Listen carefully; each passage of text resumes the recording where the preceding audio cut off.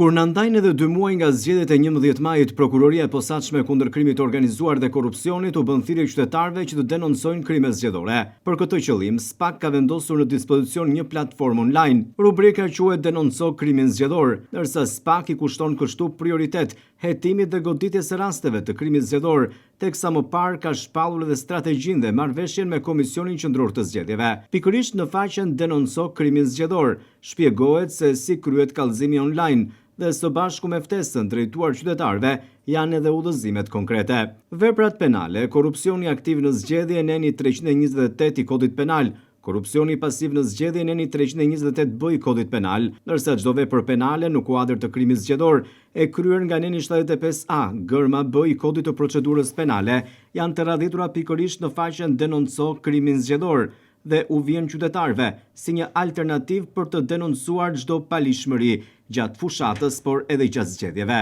Çdo vepër penale në kuadër të krimit zgjedhor do të dënohet, thot SPAK, ndërsa në faqen Denonco janë përcaktuar edhe disa rubrika ku qytetarët do të mund të bëjnë denoncimin e tyre, sikundër është radhitur grupi strukturuar kriminal, organizata kriminale, organizatë terroriste apo banda armatosur. Qytetarët do të mund të zgjedhin këto alternativa për të bërë të mundur edhe denoncimin e tyre. Platforma e SPAK sapo është vendosur në dispozicion të qytetarëve, ndërsa pranë prokurorisë rrethit gjyqësor Vlorë është ngritur edhe një grup i posaçëm, i kryesuar nga kryeprokurori rrethit, që do të bëjë të mundur monitorimin e të gjithë situatës para por edhe pas zgjedhore, si dhe do të marrë denoncimet e qytetarëve.